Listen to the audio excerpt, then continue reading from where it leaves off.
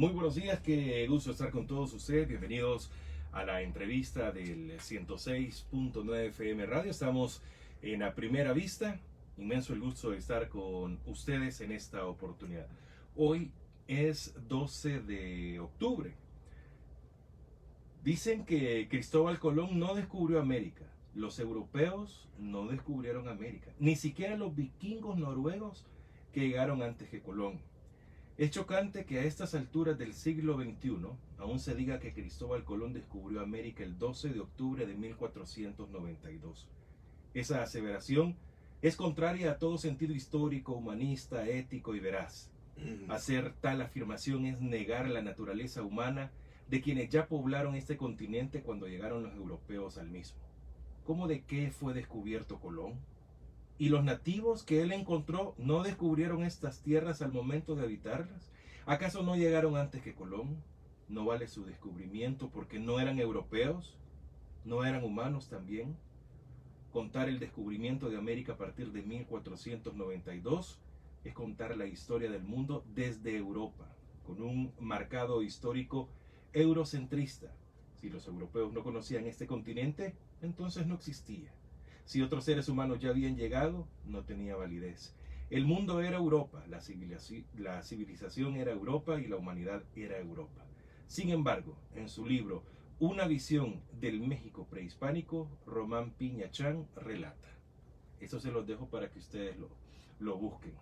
Una visión del México prehispánico de Román Piñachán, para que se hable del descubrimiento, entre comillas, de América. ¿Antes era sueto o no era sueto el 12 de octubre? No. Bueno, qué gusto estar con ustedes. Tengo, y para hablar de memoria histórica y de la realidad, a Medardo González, exsecretario del FMLN. Qué gusto que nos acompañe, Medardo. Bienvenido. Y vamos a hablar de los 41 años del FMLN. Medardo, buenos días. Buenos días, Francisco. Buenos días a todos los compañeros y amigos de la radio 106.9. Vamos a hablar con Francisco. Gracias por la invitación. Bueno, perfecto. Medardo, se cumplió el lunes 41 años del FMLN, pero como partido, como organización, así debería ser, como organización se ha cumplido 41 años. ¿Qué podemos hablar? ¿Cómo surge el FMLN y cómo ha caminado durante 41 años? Bueno, primero quiero compartir un pensamiento, una conclusión que yo quería decir de principio, ¿no? Y es que yo, al igual que miles de salvadoreños y salvadoreñas que vivimos en el país y miles también de salvadoreños y salvadoreñas que viven fuera del país, nos sentimos orgullosos de haber sido del FMLN, algunos y muchos haber sido y seguir siendo del FMLN. Nos sentimos profundamente orgullosos porque el FMLN ha sido el causante principal, voy a usar esa palabra, de las transformaciones positivas de El Salvador, ¿verdad? El FMLN, que fue fundado por el pueblo salvadoreño, digo yo, fue fundado por el pueblo salvadoreño un 10 de octubre de 1980, y que ahora precisamente el 10 de octubre antier cumplimos 41 años. Ese FMLN es precisamente el que junto al pueblo desgastó y al final derrotó, desmontó a la dictadura militar asesina, oligárquica de este país. No es cualquier cosa, no es cualquier cosa lo que hizo ese ese pueblo, ¿verdad? De desmontar, hacer caer la dictadura y abrirle espacio a la democracia. Así que eso es la primera razón por la que me siento orgulloso de haber sido y de ser militante del FMLN, al igual, repito, que miles de camaradas, de compañeros. Y también quiero decir que nosotros, el FMLN, somos precisamente somos los causantes de la segunda gran reforma política, ya como república, que logramos a través de los acuerdos de paz después de haber derrotado la estrategia militar del Estado salvadoreño, haber derrotado a la dictadura militarmente. En ese sentido logramos esos acuerdos de paz que se convirtieron en la segunda gran reforma que transformaron a este país y le abrieron espacio a la democracia.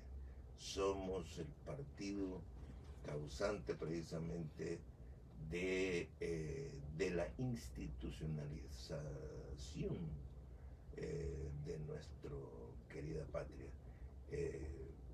Somos lo que somos precisamente por eso, por ese gran esfuerzo, ese gran sacrificio de varias generaciones que no escatimaron sacrificio para hacer lo que hicimos. Así que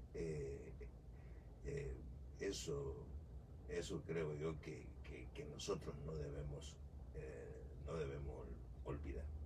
Medardo, 41 años donde el FMLN ha pasado de todo. La montaña, el conflicto armado, cayeron muchos compañeros, miles de compañeros. Se llega a la firma de los acuerdos de paz.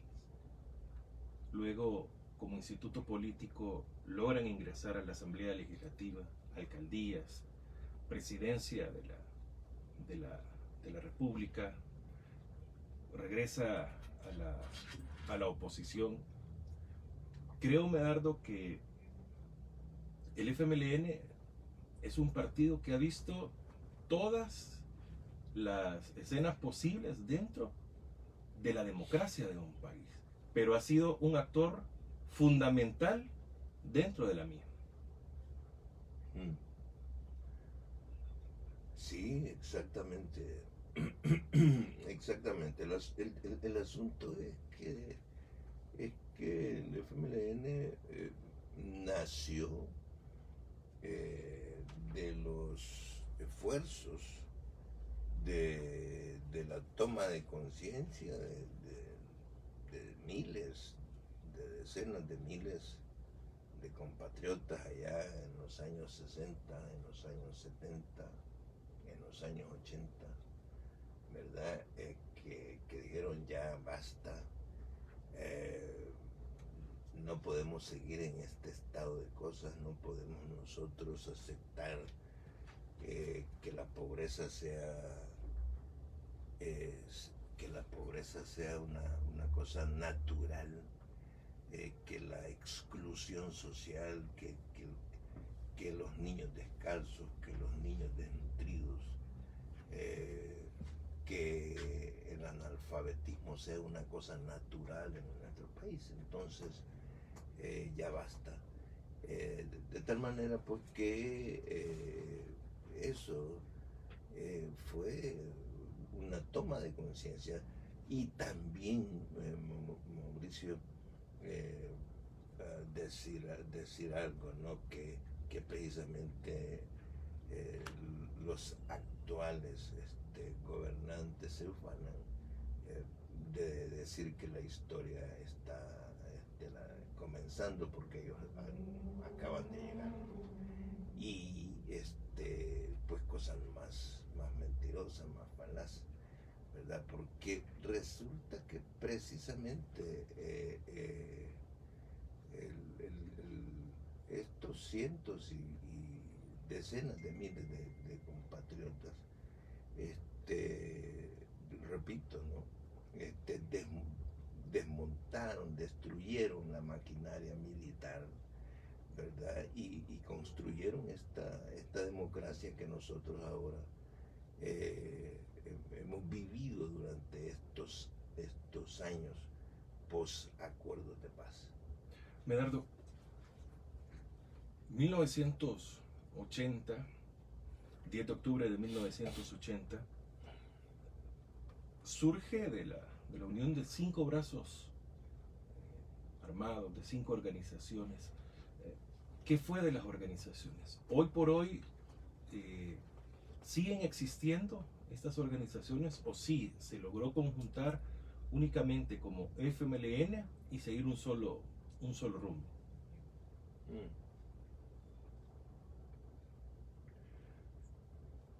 La circunstancia, el tiempo ha pasado, ¿no?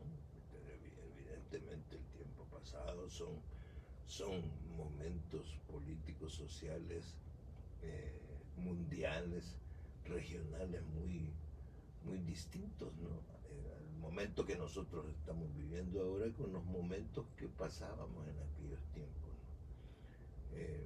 1970, ¿verdad? Finalización de la década de los años 70 y comienzos de la década de los 80. Y en aquel entonces, pues en El Salvador estaban luchando durante toda esa década de los años 70, 5 organizaciones estuvieron luchando y peleando, cada quien con su estrategia. Y al final,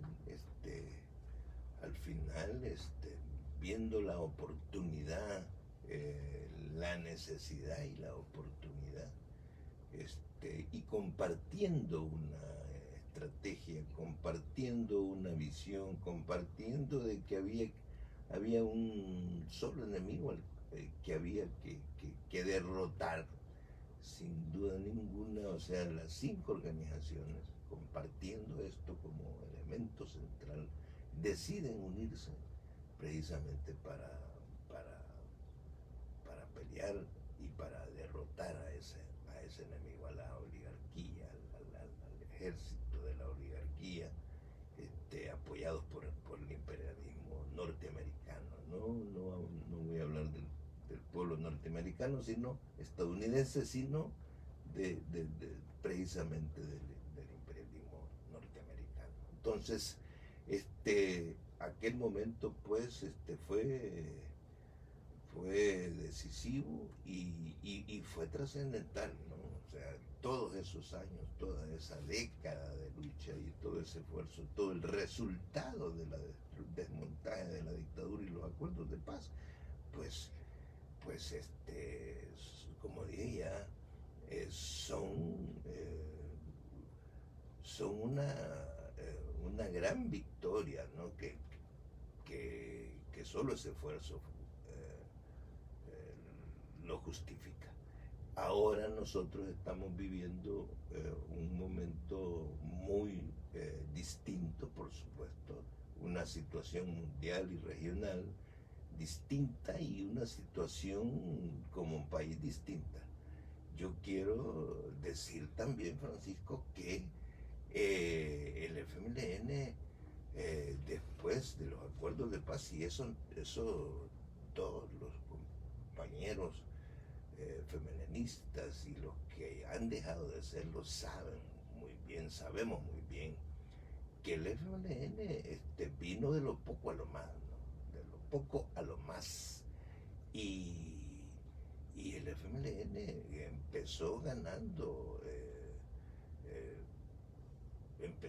ya no recuerdo exactamente, 21 diputados. Empezamos ganando alcaldías, una decena de alcaldías, y luego nos convertimos en el tercer partido, en el segundo partido, y luego nos convertimos en la primera fuerza política de este país, ganando el primer gobierno del FMLN y un segundo gobierno del FMLN, en el que en esos dos gobiernos nosotros logramos como algo histórico reducir la desigualdad en nuestro país. Logramos nosotros hacer que del presupuesto, que de la riqueza del país se asignaran más recursos precisamente para el Estado, para que pudiera invertirlos en el pueblo, en los pobres de este país, ¿verdad? Y de tal manera que los ricos tuvieron que dar más dinero, como debe de ser, como funcionan los países en el resto del mundo, dar más dinero para el funcionamiento del país. Que luche por transformar las estructuras de este país. Y como vos decís, nosotros hemos dado vuelta, ¿no? Casi le hemos dado vuelta al calcetín, como se dice, ¿no? Hemos venido de allá, estamos donde estamos en estos momentos, lo primero que yo concluyo es que no hay razón para dejarse vencer, y que hay necesidad de seguir luchando precisamente por nuestra gente, por nuestras familias, por nuestros hijos, luchando por los pobres de este país. Hay necesidad de hacerlo porque hay necesidad de seguir transformando a este país. Aprovecho la oportunidad para decirte y para decirles, compañeros y compañeras, amigos y amigas, que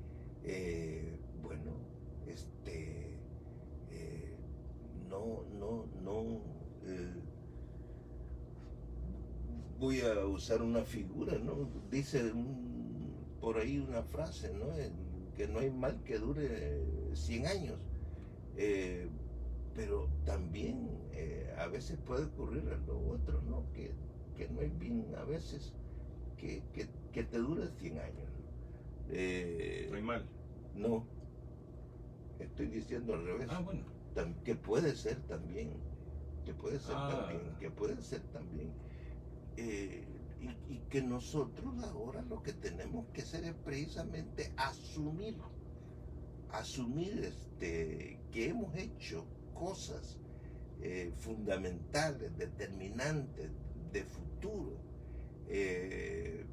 pero que también pues la historia, la vida nos ha jugado esta pasada. Tuvimos vacíos, tuvimos errores. Ahora digamos, en este futuro que viene inmediato, esta izquierda tendrá que asumir para sí, aprender de los errores, de los vacíos que tuvimos, asumir de nuestra propia experiencia, para cometer menos errores que los que se cometieron, y ser una izquierda victoriosa, porque el pueblo necesita una izquierda victoriosa, una izquierda roja, una izquierda definida, ¿no? Entonces, eso creo yo al respecto, de que venimos de donde venimos de aquella unidad, y que ahora hay que pensar en que el FMLN, y esta izquierda puede precisamente, junto al pueblo salvadoreño, hacer que el actual presidente, ¿verdad?, que está jugando a la construcción de una dictadura, pues como dicen en la calle los muchachos, siga la ruta que tiene que seguir. Así como entró, pues tiene que salir. Medardo, en esos 41 años, ¿será que el FMLN ha sido el único partido de izquierda real? Mira, yo de lo que estoy convencido es que el FMLN ha sido el partido político de izquierda representativo aquí en El Salvador, que ha aglutinado la mayoría de esfuerzos y de pensamiento de izquierda. No voy a decir, porque creo que sería un error y sería falso, mentiroso decir que el FMLN ha aglutinado a todas las expresiones de izquierda. Sería, creo yo, demasiado decir. Pero de lo que sí estoy convencido es que hablando políticamente, que al final ese es el tema, hablando políticamente, el FMLN ha aglutinado la mayor parte de las fuerzas de izquierda del país durante décadas. Medardo, es innegable que el caudal de votantes en el partido ha disminuido. Igual es una parte muy importante de votantes también los que se representan. Hay alcaldías, hay diputados, concejales en la mayoría de alcaldías de nuestro país. La representatividad del FMLN no se pierde y se está forjando para continuar el paso del partido. Unos quisieran verlo desaparecido, otros lo quisiéramos ver potenciado al partido, pero son realidades, como esto es como un juego de ajedrez. O sea, se cambian las posiciones, sí. Pero los partidos resurgen. Ayer me decía alguien que las 4 letras es lo que se tiene que potenciar. El FMLN, como ayer escuchaba donde decían las fuerzas guerrilleras más importantes en la historia de Centroamérica es Nicaragua y El Salvador, y la más estratégica la de El Salvador. Entonces, todo esto que se ha formado, no en 41 años, sino que desde antes, porque este esfuerzo viene desde el 32 o un poco antes, que viene a terminar en el FMLN. ¿Cómo podemos cuantificar, cómo podemos ver esto y que continúe? ¿Cuál es la misión del militante, del que se resintió? Porque hay muchas críticas para el partido, internas y externas, que no es el tema hoy, pero el militante, el simpatizante, el que votó en algún momento por el FMLN, o sea, ¿qué debe hacer hoy? Francisco algo decía en mis palabras anteriores,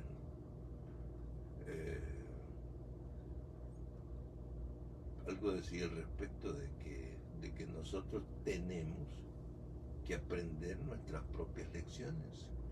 Nosotros tenemos que sentirnos orgullosos de todo lo que hemos hecho, que todo lo que hemos hecho bien, y son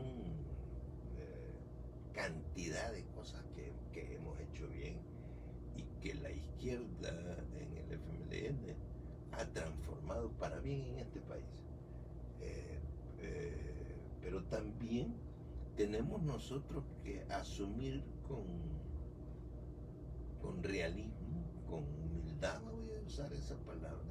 Con humildad, pero sin malicia, de nuestros errores, de nuestras deficiencias, de nuestros vacíos.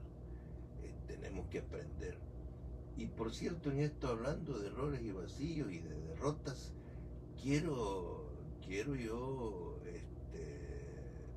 traer a cuenta a ese gran revolucionario de la República República Popular China, fundador de la República Popular China, a Mao Zedong, como Mao le dicen. Zedong o Mao Zedong. Mao Zedong le dicen los chinos, Mao Zedong le decimos Nosotros. Sí. Lo que no sabemos Lo mandarín. que no sabemos mandarín.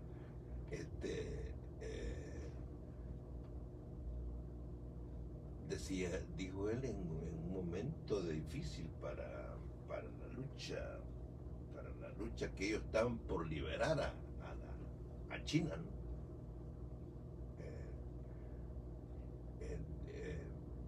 Dijo él que la derrota es madre de la victoria. Dijo él, ¿no? Esas sabias palabras, ¿no? O sea, él allí lo que nos ha dicho a la humanidad, Mao Zedong, nos dice de los errores, de las derrotas, tenéis que aprender, ¿verdad? Entonces, yo precisamente creo que nosotros debemos de asumir esto y en la colectividad del FMLN debemos asumirlo, ¿no? Pero también en la individualidad de cada uno de nosotros, principalmente los dirigentes, los que ocupamos un papel dirigencial en algún momento. Dirigente de un comité de base, dirigente de una directiva municipal, dirigente de una directiva departamental, dirigente de un colectivo de investigación, dirigente de un proyecto, dirigente dirigente nacional del partido. Cada quien debe de asumir, debe reflexionar y debe construir. Yo, Francisco, creo que eso es importante. Ahora,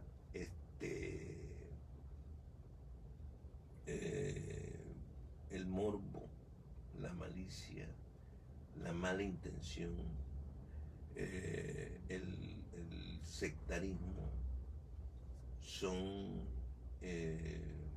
trancas, son trancas de esta parte, ¿no? ¿Por qué? Porque el morbo y el sectarismo y todo eso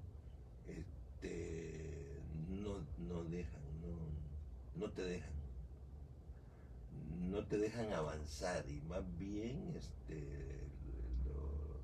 lo que hacen es estancarse en ese proceso. Yo estoy convencido, y lo voy a decir porque, y por cierto, yo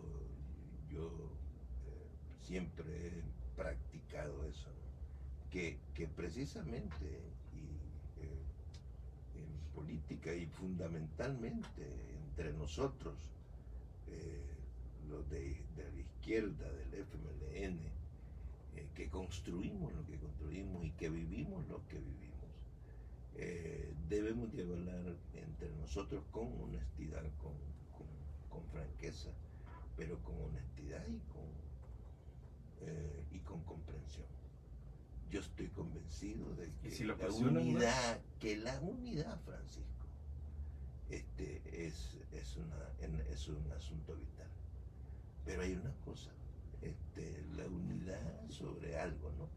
La unidad sobre algo que hace 41 años se construyó. ¿Cuál era el punto de la unidad en aquel momento? El punto de la unidad era que había que derrotar, había que vencer a la dictadura militar.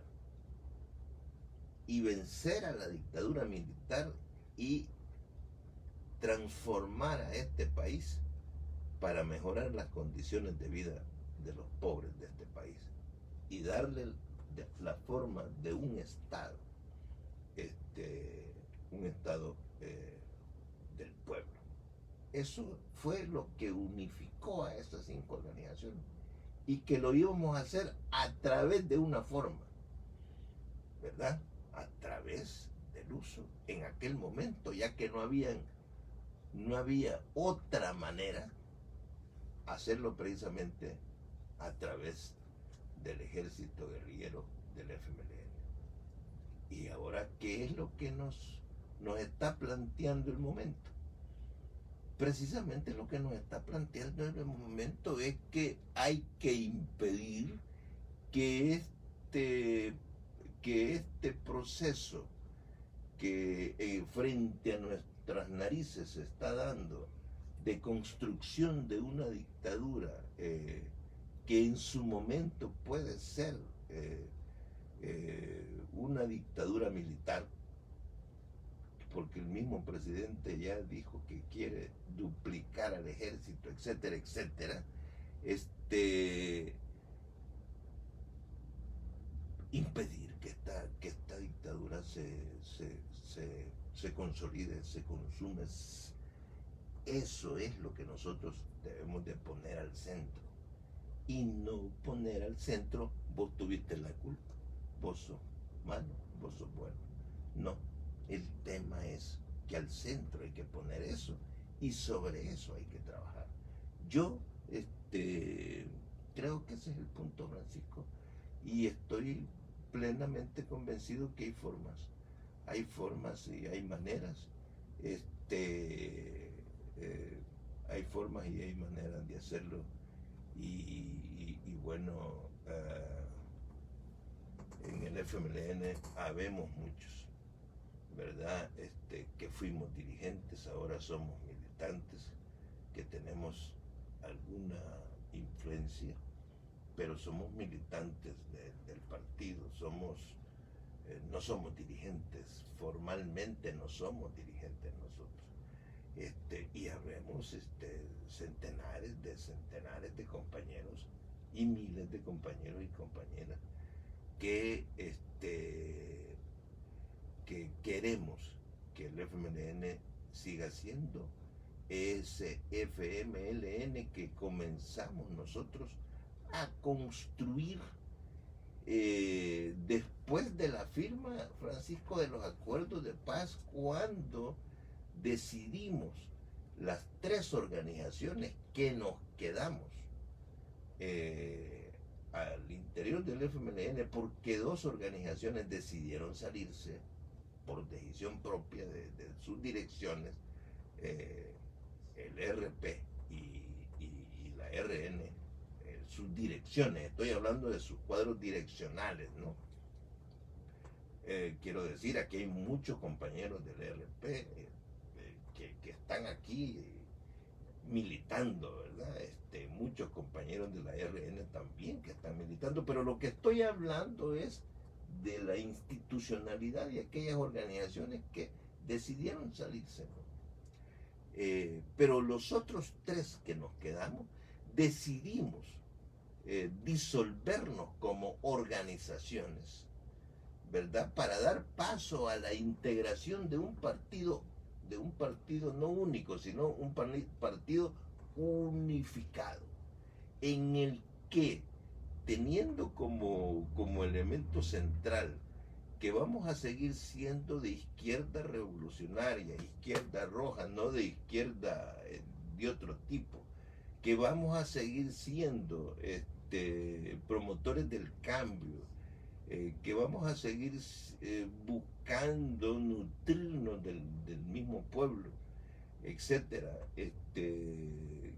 con todos esos factores, yo pues creo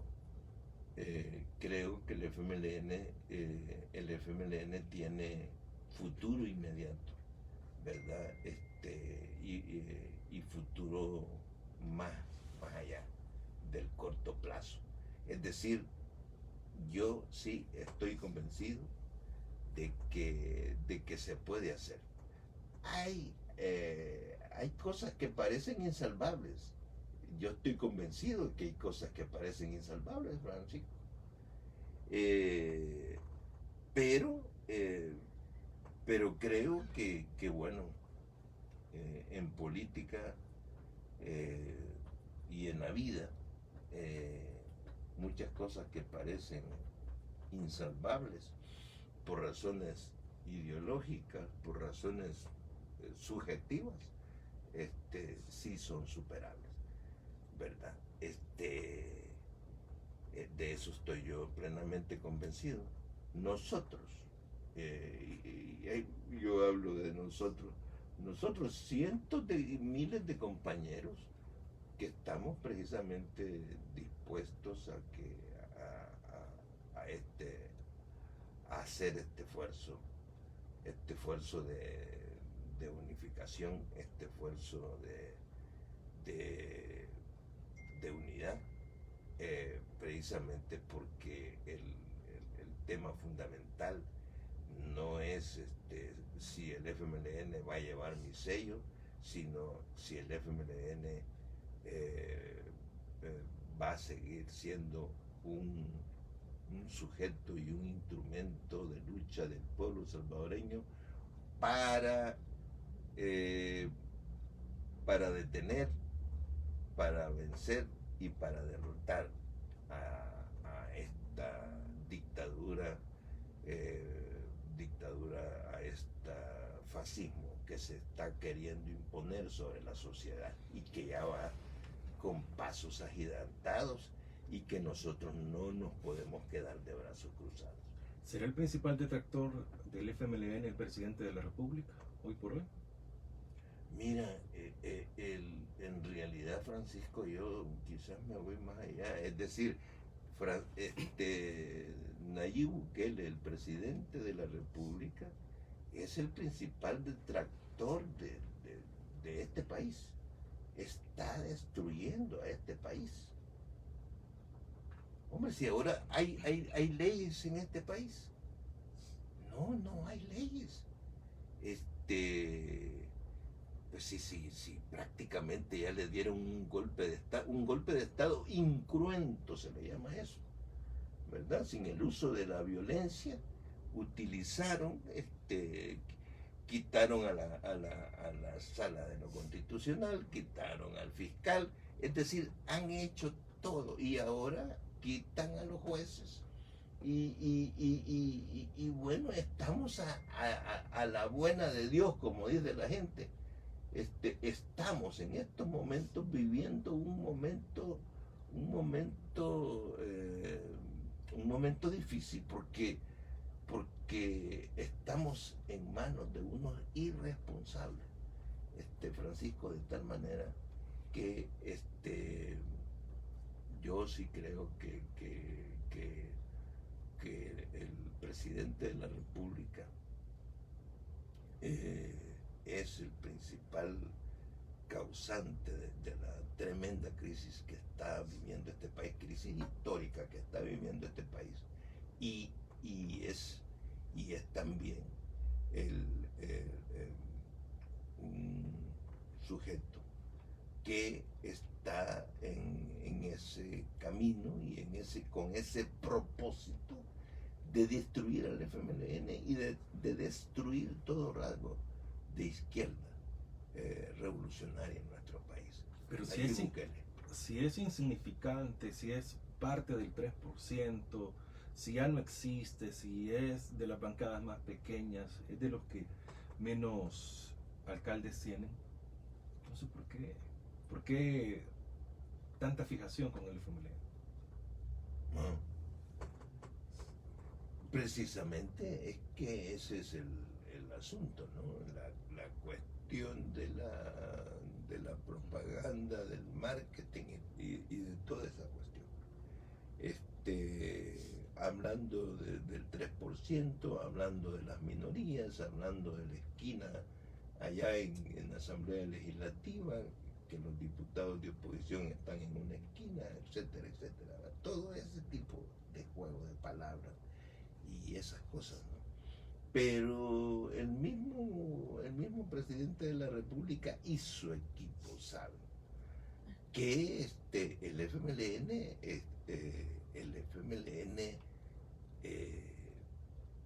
no va a morir por ninguna estas circunstancias. Nosotros tenemos suficiente historia y suficiente experiencia para vivir en las peores condiciones. Nosotros anduvimos por terrenos que él ni se imagina, políticamente hablando. De tal manera que esa es una cosa. Y lo segundo es que el FMLN tiene existencia material, es decir, humanamente, ciudadanamente, somos una fuerza que está presente en el territorio nacional y está presente también, como dicen nuestros compatriotas, está presente también en la diáspora, está presente precisamente el FMLN. Así que todo ese elemento es una tremenda propaganda. Y luego otra cosa, Francisco, mira, en estos 2 años de gobierno y unos cuantos meses más, ya prácticamente la mitad de su mandato, que ya se le va a terminar su gobierno, por cierto, y por eso está desesperado hablando y hablando, ¿no? El asunto es que por ejemplo, en esta marcha del 15 de septiembre, ¿no? Esa gran marcha en la que hubo una gran expresión de la izquierda, pero también anduvieron sectores de centro izquierda, de centro derecha también, anduvieron sectores que nunca en su vida habían ido a una marcha, ¿no? Como el caso de los jueces, ¿verdad? Que están defendiendo su dignidad, están defendiendo al sistema judicial de este país, los jueces que marcharon dignamente ese 15 de septiembre. Mira, cada vez se van sumando más sectores que están en oposición a este gobierno. Este gobierno ha metido a este país en una situación de desempleo, de pobreza, y claro que hay una situación complicada con este tema de la pandemia, pero resulta que con estas políticas que está implementando, donde no hay políticas públicas que enfrenten la situación de pobreza, ¿no? de este país, está tomando medidas como por ejemplo eso del Bitcoin, que nadie lo quiere, que nadie lo quiere, ¿verdad? O este tema del endeudamiento del país, o este tema de decir que no, que hoy y ya esta sala de lo constitucional que le hace los mandados ahí en el sistema judicial y dice que el presidente actual se puede reelegir cuando la Constitución dice todo lo contrario. Es decir, todo eso lo que está causando es cada vez que se reproduzcan los opositores, independientemente que estén con el FMLN o no. Pero él mismo está cavando su propia tumba, hablando en términos políticos, su tumba política, él mismo la está haciendo. De tal manera que, porque es un hombre, es una persona ambiciosa, ¿verdad? ¿Qué es lo que ha hecho? Si ese gran paso, Francisco, que nosotros, que este pueblo dio, que los diputados en la Asamblea Legislativa aprobaron conjuntamente con los alcaldes, ya no me acuerdo exactamente del año, ¿no? Pero fue después de la guerra que el FMLN tuvo la iniciativa de decir del presupuesto nacional debemos darle un porcentaje del presupuesto anualmente a las alcaldías para que haya desarrollo local y municipal. Y eso se aprobó con el 4%, no recuerdo exactamente el año. Eso permitió transformar y los municipios, los pueblos, como las ciudades de nuestro país, progresaron definitivamente. Si vemos nosotros fotos de cómo eran los municipios antes de esa fecha, antes del 92, a cómo son ahora, verán la diferencia. ¿Por qué? Porque ese 10% del presupuesto nacional iba precisamente para eso, para las mejoras. Y en este sentido, yo te digo ahora con esto que viene y dice, no, ya no es el 10%, va a ser el 1.5% nada más que le vamos a dar a la alcaldía. ¿Las liquida? ¿Las está liquidando con eso? Prácticamente lo que está haciendo es regresando no al futuro, sino regresando a aquel pasado en el que las alcaldías eran manejadas como una tienda que los pobres alcaldes que existían en aquel momento, digo porque,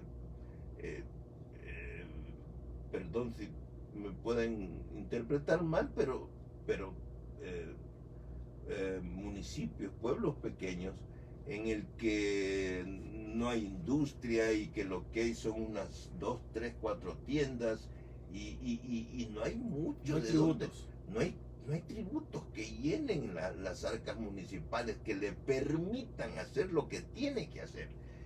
Prácticamente, Francisco, está matando el desarrollo local. Y cuando hablamos, esas palabras son ininteligibles, por decir de esa forma. No, lo que está matando son las condiciones de vida de los salvadoreños.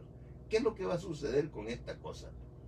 Que el mismo San Salvador, que mexicanos, que son municipios grandes, que San Miguel, que Santana, y mucho más los municipios pequeños, no van a tener ni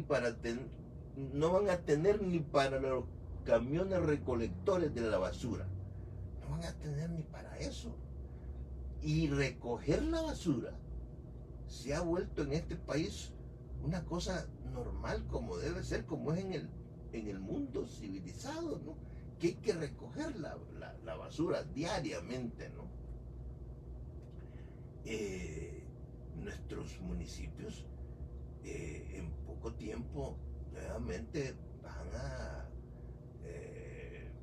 a haber promontorios de basura, así como era antes. Lo siento mucho decirlo de esa manera, como digo, puedo ofender a alguien, pero es que las alcaldías no tenían capacidad ni de tener decíamos antes, un camión de tren de basura, y mucho menos tener un depósito donde la basura se incinerara o como se le llame, ¿no? Donde la basura, había un lugar donde no se convertía aquello en un foco de infección para la misma ciudad. Esas cosas solo se han dado porque había ayuda del presupuesto nacional. Yo estoy convencido, claro, si las cosas humanas no son perfectas, por eso igual yo creo que la corrupción hay que castigarla y perseguirla.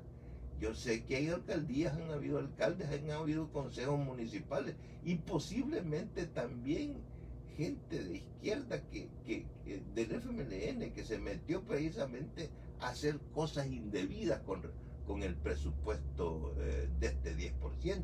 Ejemplos habrán, pero el ejemplo fundamental de para qué ha servido el 10% es tremendamente positivo. De tal manera que fulano, presidente de la República,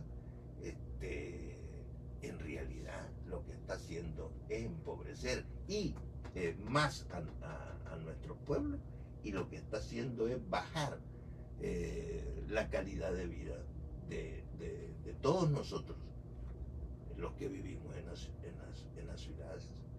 Los alcaldes van a tener que quitar personal.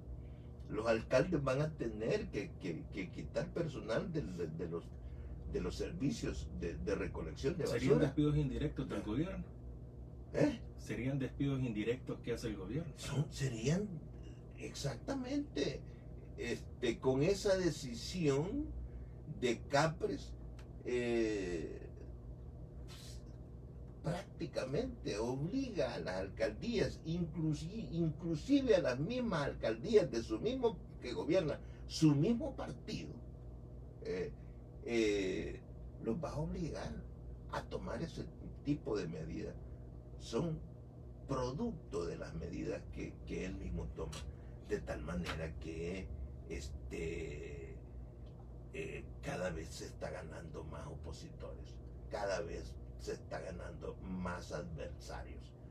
Así que estoy plenamente convencido de que hay que buscar la manera de unificarnos nosotros, la izquierda, y unificarnos también con todos los opositores que estemos contra esto. ¿Por qué? Porque estamos en un peligro, Francis. Estamos en un momento de peligro. Estamos en un momento en el que vamos caminando hacia el precipicio. Otra época de oscurantismo nos quiere llevar este fulano. ¿Cuántos años de oscurantismo pasamos nosotros? Desde 1932, en que se instauró y se institucionalizó la dictadura militar en este país. Época de oscurantismo y de pobreza y de exclusión. A eso nos quiere llevar este fulano, con su familia y con su pequeño grupo de amigos. Entonces, creo yo que el pueblo salvadoreño, y eso es así, el pueblo salvadoreño y los jóvenes principalmente están viendo que este presidente es un personaje irresponsable, ególatra, ¿verdad? Vanidoso, que está queriendo imponer una visión que más bien lo que está haciendo es hundir a nuestro país en una situación. Yo creo que debemos inmediatamente que reaccionar. Bueno, hay cualquier cantidad de mensajes en redes sociales, en el WhatsApp, en personal, positivos, negativos, Sí, claro. de apoyo, Sí. pero le leo uno. Al final le digo quién es. Un saludo fraterno, Medardo. Me parece atinada la reflexión, camarada. Debe ser así, debió ser así. El FMLN representa el amor y cariño por la patria. Es el futuro o es el fruto del pueblo mismo que surgió para su defensa. Le tomo la palabra y se debe poner en la mesa la discusión sincera y fraterna de cara al régimen y el futuro mismo del FMLN. Reivindicarnos en nuestros valores y principios con los que se constituyó el FMLN hace 41 años. Jaime Guevara, el jefe de fracción del grupo parlamentario del FMLN. Bueno, está bien, gracias. Medardo, 13 de octubre se celebra el natalicio de Chafik Handel. Alguien que en esta historia de los 41 años del FMLN tiene un eslabón principal. Sí, claro. Y, hombre, siempre lo celebramos y lo vamos siempre lo recordamos, siempre lo tenemos presente y vamos a conmemorar esta fecha, ¿no? Mañana. El compañero Chafik sigue presente aquí entre nosotros porque precisamente ya que escribió ese comentario el diputado y joven compañero Jaime Guevara, Precisamente Chafik que vino, que fue el constructor del Partido Comunista de El Salvador, Chafik mismo fue promotor de la unificación del frente. Chafik fue promotor de la disolución de los partidos que estábamos, que nos quedamos en el FMLN. Chafik fue promotor de la integración física, me refiero a los cuadros de integración, por sus capacidades y también por su origen en aquel momento. Hoy no necesitamos decir eso de origen, pero la unidad sobre la base de la necesidad de tener un partido que transforme a este país, y no por etiquetas. No por etiquetas, si yo soy comunista, yo soy socialista, yo soy socialdemócrata. No, ese no es el punto. Y para mí, políticamente hablando, creo que eso es un error que se está cometiendo en estos momentos al interior del partido por parte de algunos compañeros que quieren llevar esta lucha, y lo siento mucho, pero dije que no iba a hablar de esto, pero es que mira, es que creo que nos estamos equivocando. No hay que llevar al orden de lo ideológico este debate. Si queremos darle oportunidad al FMLN de seguir siendo el instrumento del pueblo, yo no estoy diciendo si desideologicemos la lucha, no quiero decir eso, sería una tontera, y ustedes mismos me matarían políticamente hablando. No estoy diciendo eso, lo que estoy diciendo es que si la carga ideológica es lo fundamental para querer dirimir esto, ese no es el camino. Es políticamente hablando como las cosas se resuelven. ¿Cuál es el mensaje final para la militancia? Si bien se habla al inicio, lo retomé prácticamente a la mitad de la entrevista, pero la militancia, ¿qué mensaje se le puede dar? Se celebran 41 años del FMLN, se celebra también, se conmemora el natalicio de Chafik Handal. Entonces estamos en unos días sensibles, digamos, para la izquierda. ¿Qué se le puede decir a aquel militante, aquel simpatizante, aquel que votó por el FMLN y que hoy no cree, pero dice, tampoco le doy el beneficio de la duda a otros? Sí, mira, yo lo que le digo a los compañeros es una cosa. Para mí hay una brújula. Por cierto, recuerdo eso, ¿no? Porque quizás un símil. Chávez decía, ¿no? El norte, para nosotros los revolucionarios latinoamericanos, no decía eso, lo traduzco yo, lo interpreto, ¿no? Eso es, gracias. El norte está en el sur. Para mí, ¿dónde está el punto de brújula de nosotros? Y ya que me decís jóvenes, para los jóvenes. ¿Cuáles son, qué tipo de liderazgos? Y yo, por supuesto que no estoy hablando de mi persona. Yo ya tuve suficiente tiempo como dirigente de este partido desde mis años juveniles, ¿no? Fui dirigente y por cierto me lo gané en la calle, me lo gané a fuerza de pelea, no me lo gané de otra manera.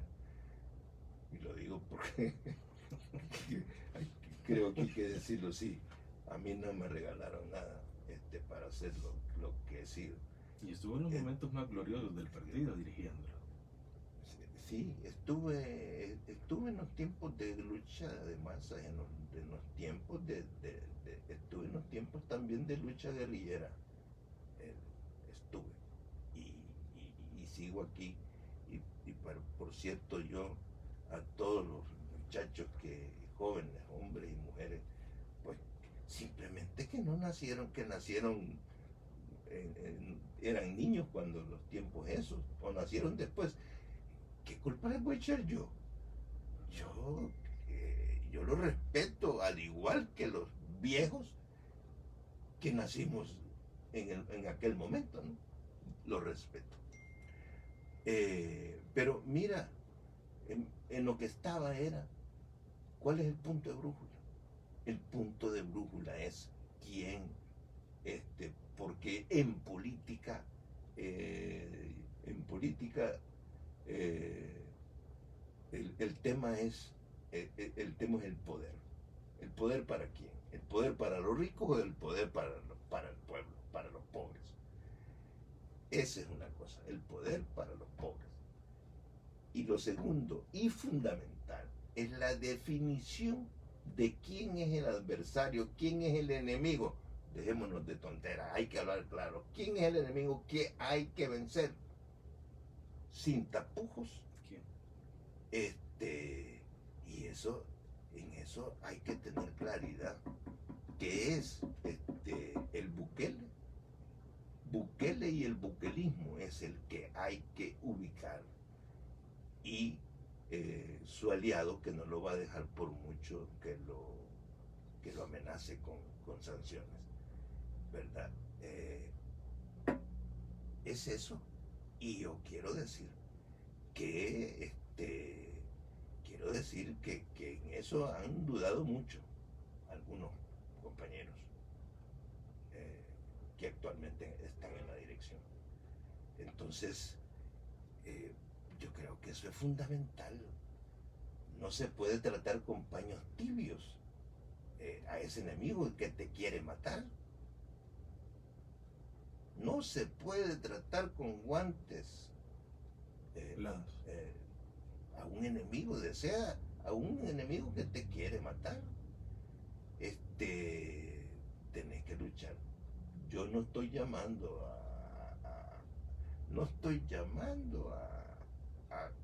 a nada. Simple y sencillamente estamos hablando porque tu pregunta era para los jóvenes cuál es el mensaje. Entonces yo lo que respondo es que hay que ubicarse con aquella exposición que identifica claramente que Bukele y el bukelismo son el enemigo a vencer. Medardo, qué gusto que nos haya acompañado. Una plática que siempre las planeamos y terminamos por otro lado. Muchas gracias, Medardo. Espero que siga mejor, que se cuide sobre todo y que podamos conversar en un mes. Reflexionar. Exacto, ese. Claro que sí. Porque hay mucho que reflexionar y ojo, siempre dicen que hay una canción que dice que tropezaste con la misma piedra y que hay personas que quieren cosas diferentes haciendo lo mismo. Precisamente para eso es la historia, para eso es la reflexión, claro, para ver en qué se ha fallado y eso es tratarlo de solucionar, de arreglar para un mejor futuro, que probablemente nosotros no vamos a estar ahí, pero son las generaciones que vienen. Yo particularmente soy de la generación del conflicto armado, que nació en el conflicto armado, pero no por eso estoy alejado de ello, no por eso no tengo por qué opinar, o le voy a echar la culpa a los que venían atrás. Seamos parte de un todo, que eso es lo fundamental, que todos salemos para el mismo lado por un mejor El Salvador. Medardo, qué gustazo nuevamente. Sí, igualmente, Francisco, un saludo a todos los compañeros y compañeras, amigos y amigas. Nuestro compromiso es con el país y principalmente con los pobres y con los luchadores que luchan todos los días trabajando por sobrevivir. Bueno, muchas gracias. Las disculpas a los que estaban en la transmisión del Facebook Live y los que la esperaron en YouTube. Tuvimos un problema 10-15 minutos antes de la entrevista técnico, pero vamos a subir nuevamente la entrevista para que tengamos un mejor sonido, porque sí hemos tenido algunos comentarios, pero al aire no hemos tenido de calidad. O sea, eso es muy bien, pero para los usuarios de redes sociales ahí sí tuvimos, pero lo vamos a tener, lo vamos a arreglar. Eso no es problema. Yo no, como supondrán, no soy experto, Francisco, en esto. ¿A dónde busco esa entrevista? Lo pueden buscar en el canal de YouTube. Miren, esa es la publicidad que yo necesito. Me pregunten eso.